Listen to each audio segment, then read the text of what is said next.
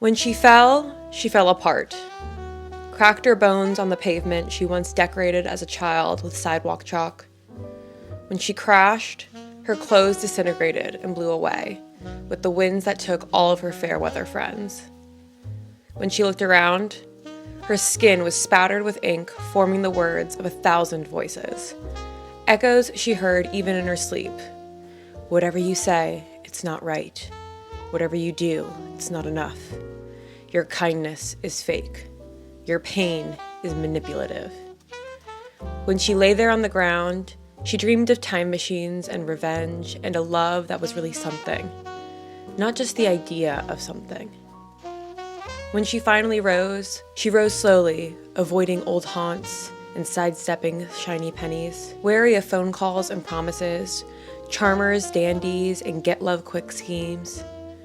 When she stood with a desolate knowingness, waded out into the dark, wild ocean up to her neck, bathed in her brokenness. She said a prayer of gratitude for each chink in the armor she never knew she needed. Standing broad-shouldered next to her was a love that was really something, not just the idea of something.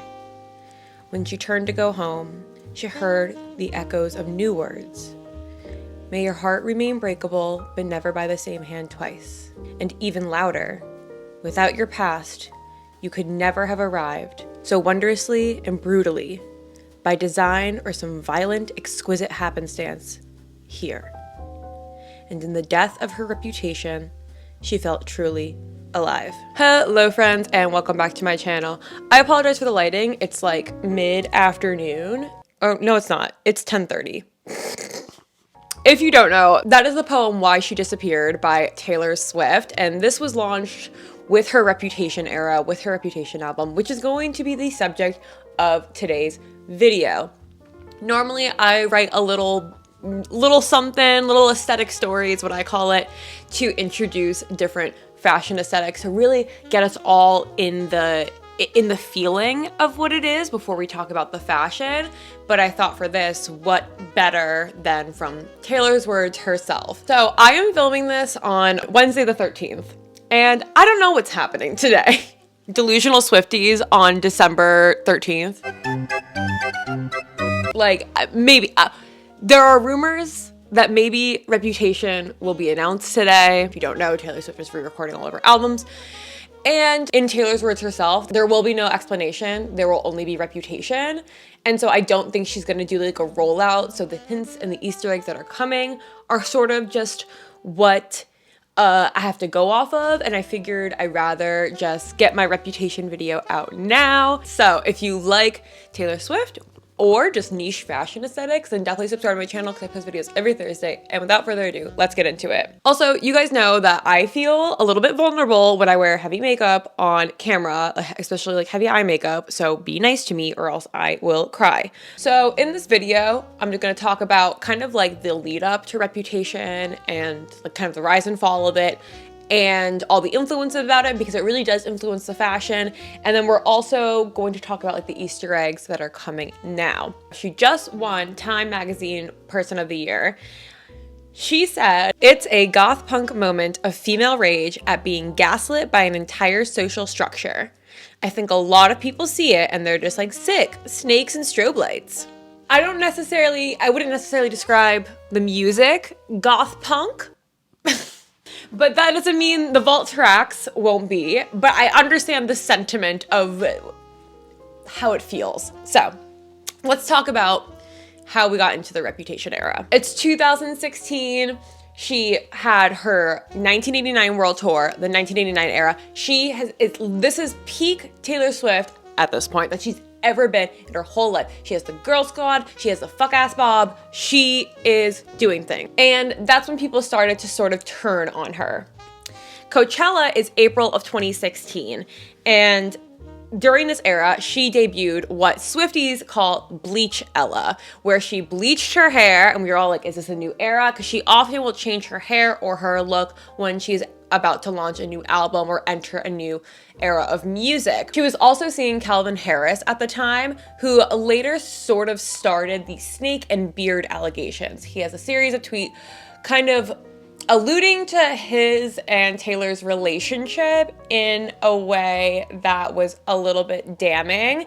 And so that's when snake emojis first sort of started to come up. Then there was the 2016 Met Gala, referred to in a song, Dress, where Taylor says, "Flashback when you met me, your buzz cut and my hair bleached," which a lot of people assume is about Joe Alwyn, Taylor Swift's future boyfriend. He had a buzz cut at the time, and in her Bleach Ella era, and allegedly this is where they first met while Taylor was sort of seeing Tom Hiddleston. Bleach Ella was also messy girl summer for Taylor. She was just having the time of her life. And I'm not gonna go into like the 2009 Kanye stuff. I'm sure you guys know it. Kanye West interrupted her during the VMA saying Beyonce had the best music video of all time. She felt ashamed. It was weird. He apologized, then took it back, then sent her flowers in like 2015, 2016, saying that they're gonna be friends. And then February 2016, Famous dropped.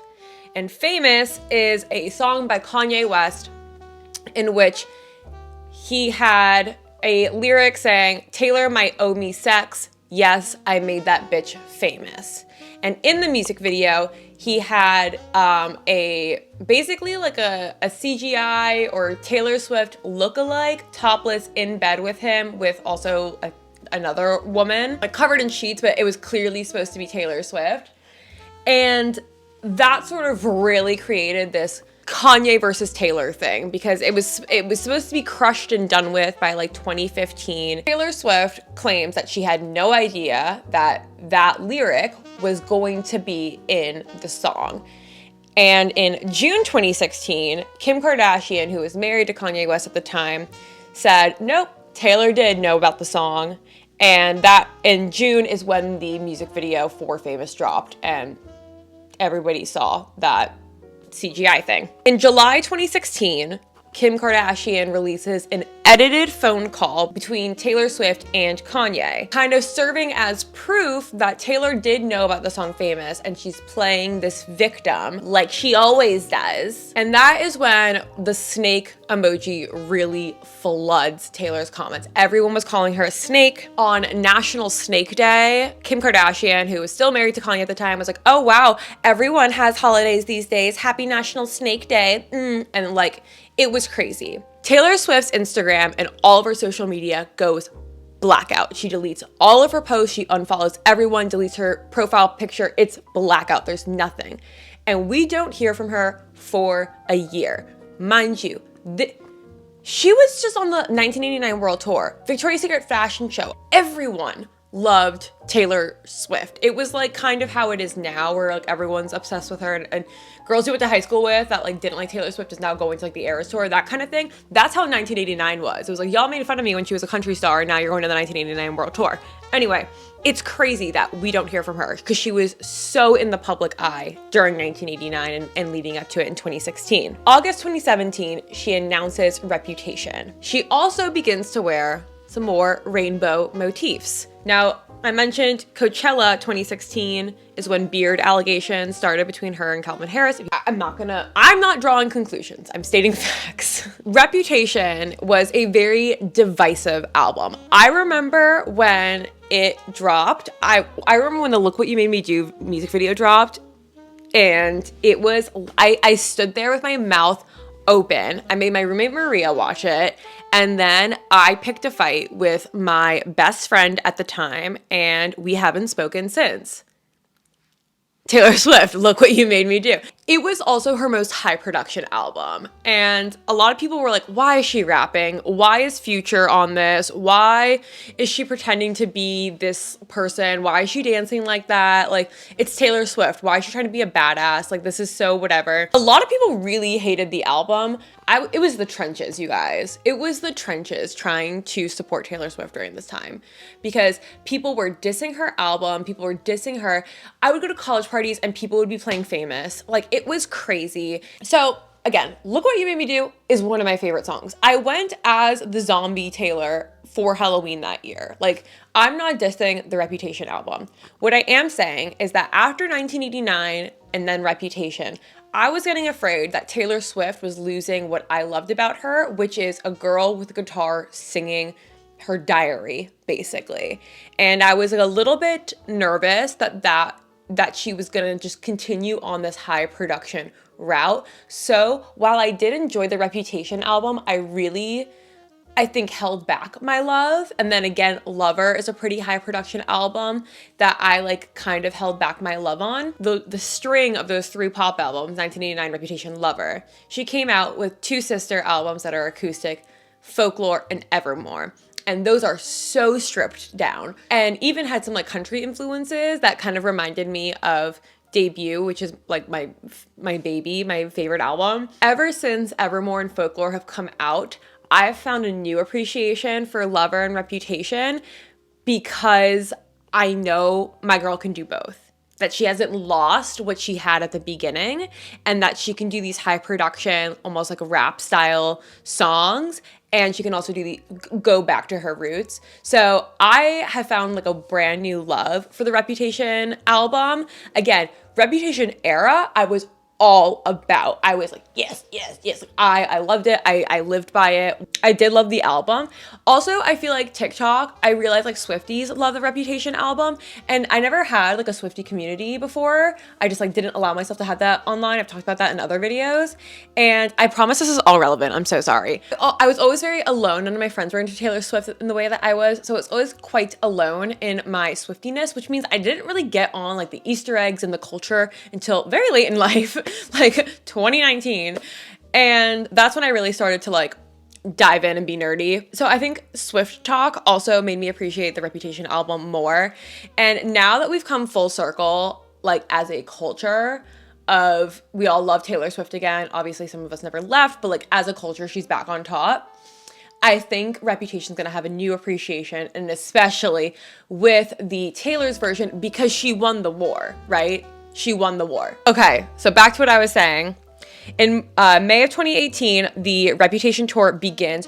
Probably Taylor Swift's most iconic tour to date. It was like the best-selling tour at that time. But Reputation loses Album of the Year. The fans who were fans of Taylor Swift in 2017, 2018 were true blue, never gonna leave. And everyone else was like pitchforks, right? Reputation loses Album of the Year. It crushes Taylor Swift. She releases the Lover album in August of 2019, and everything is rainbow. She releases the Me music video in April 26th of 2019, because that is my birthday. It was my 23rd birthday. And I was like, Taylor, thank you for the song. As the first single, and then the full album in August of 2019. Not as Persona anymore. I'm just gonna be my girly lover self and just be whatever, unicorns, rainbows, etc. Everything was very frilly at that time and happy. And in March of 2020, the full, unedited phone call between Taylor Swift and Kanye West from 2016 was released, proving that Kanye never disclosed the lyric, Taylor might owe me sex, yes, I made that bitch famous, and never told her about the music video. So the reason why we had to go through that whole timeline, and now obviously Taylor Swift is Person of the Year, like literally she's never been at a higher peak. No one's been at this peak. She has won the war. She won, like everyone knows she wasn't a snake, and an entire culture turned her back on her, and the fans who stuck through this badass, amazing era, and everyone else missed out on it, hating her. Now she's at the top of her game, and she's about to release Reputation, Taylor's version, possibly. To release the album that you wrote while everyone hated you, and no one believed you, no one believed that everyone thought you were fake and were a liar, and to re-release that album after coming out on top, and not only winning the war, but just like win at life. Shitted on him. Like literally, she was just, what was that thing that y'all said about me? And so Reputation is gonna be better than ever, because I think now we all as a culture can appreciate it, because we're not too preoccupied with the drama. You know what I mean? So I'm so excited for Reputation, Taylor's version. Some Easter eggs that have been happening. She's been wearing a lot of Versace, which if you don't know, Versace's logo is Medusa, head of snakes. Lots of black clothing. She's had some snake motifs. She wore boots that she wore during her Bleach Ella era. It's like 13 weeks or 13 days after 1989, Taylor's version. She did a hint at the Time interview, like she talked about Reputation and that the vault songs are gonna be fire. The Time interview was very, very rep coded and just like it reminded us of the Reputation era. And someone pointed out, and it literally made me cry when I saw this TikTok, that all she has left is to take back her name and her reputation. Because her first album is just called Taylor Swift. She has, and those are the 2 albums that are that she hasn't re-recorded, so they're still stuck under her old management. All she has left to take back is her name and reputation. I love it. Oh my god, I just woke up both my animals. Now that you guys have gotten the context, so the aesthetic of this era is being hidden. She went black for an entire year. Blackout. No one saw her. She was in a kind of a secret relationship with Joe Alwyn. They were always in hiding. She was traveling literally inside giant suitcases so no one would see her. Hiding. Everyone hates you. You have like a high intensity love. That's the only thing good in your life right now. You are just taking back the idea that you're a snake, and you are just like reclaiming your energy and just being like, well, if I'm going to be the villain, so be it. I'm going to be the most like badass villain ever. So that is the aesthetic. That's the feeling. That's the energy, the trenches. Okay. So let's get into the breakdown. The colors are going to be black, mostly just black, white, gray, like newspaper, whatever, and then green, gold, and some orange representing being in like a prison. Also maybe the Lost Karma album, which people think like Bleach Ella was an era that was lost because of the whole Reputation drama, and there was supposed to be a whole Bleach Ella era album called Karma because it was orange. We're not going to get into it. And then red because it's like blood, badass, with black and white and red all over, that kind of thing. And then green for the snake. Patterns are obviously tons of snake patterns. Newsprint, because she was splashed all over the newspapers everywhere. So it was just like, again, taking back everything that people called about her. She's all about newspapers, all over the presses, all about being famous. Fine, I'm gonna wear newsprint. She is a snake. Fine, everything I wear is gonna be snaky. She is a spendthrift, billionaire, rich kid. Fine, I'm gonna drip myself in jewels. Everything that they threw at her, she just like spun into gold, and that's really what the Reputation album is like, and that's what I've always loved about Taylor Swift. She started that with like blank space of like, okay, you're gonna call me a slut, and like, oh, I'm always gonna have a next guy on the list. Fine, I'm gonna make a whole music video about it and a whole song, and it's gonna be the #1 hit. And she did the same thing, but on an album scale with Reputation. It's like, everything, fine. You guys want me to be this person? Fine, here you go. And I did it better than anyone else has.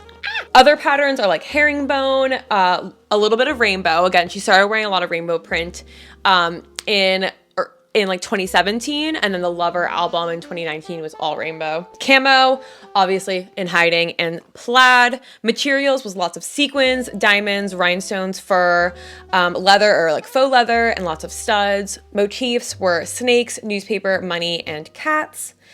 Silhouettes were like military style jackets and coats, lots of bodysuits. Staples were oversized sweaters, graphic tees and sweaters, lingerie pieces, cargo pants, lots of hoods. Again, driving home this idea of like, I'm in hiding, so I'm wearing these oversized things and hoods, but I'm also like in my sexiest, like,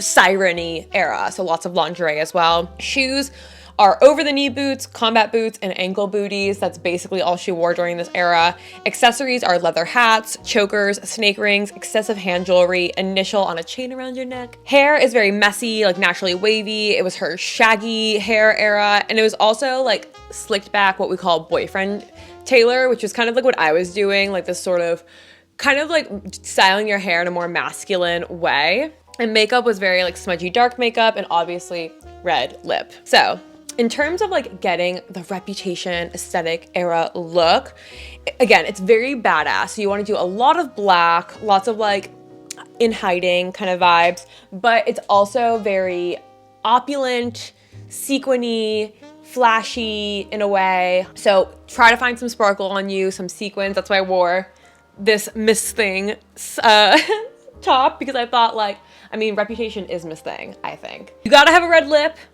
I think that's a must, basically for any Taylor Swift outfit, but especially for like Reputation, but more like a dark, like maroony red lip. And I feel like black is typically like the base of the outfit for the Reputation era. It's mostly just black. I think you want some sort of like aggressive boot or like statement boot. And you want to have a lot of edgy touches to harden very feminine pieces. So like lingerie, mini dress, hard boots, like hard like leather jacket or something. It's one of her most masculine aesthetics to date. It's very edgy. It's very like, again, oversized. It's not girly in the least. And it's also one of her sexiest eras. She did a song on the 50 Shades of Grey soundtrack and the music video is very, very sexy. And she was just like into very sultry looking, I don't know, I feel like she really reclaimed her sexuality during this time while also maintaining a very like masculine look about her, which was really cool. So you want to balance masculine and sexy in your outfits. And I feel like it's a pretty easy aesthetic to do, and you really don't need to even buy anything for this aesthetic. I'm sure you have black somewhere and you can just add like some harder, edgier pieces. But the Reputation era is so iconic. And even though it seems very simple, like black, sparkle, red lip, that is like, everyone knows what was going on during that time. So with that, thank you guys so much for watching this video. I hope you enjoyed. Y'all know I love geeking out about Taylor Swift on my YouTube channel, so I appreciate it when you guys love it too. I'm most excited for the Vault songs, actually. I'm so excited for the Reputation re-release. Let me know your theories down below, what's gonna happen, and leave a comment on what you would also like me to cover during the winter season. Reputation feels very December, January to me. She even has a song called New Year's Day, so I thought this was a good aesthetic to do kind of during the holidays before New Year's because it has a lot of New Year's inspiration. But I'd love to know what else you'd like to see during winter, and follow me on TikTok and Instagram because I post content there pretty consistently. And with that, have a happy day.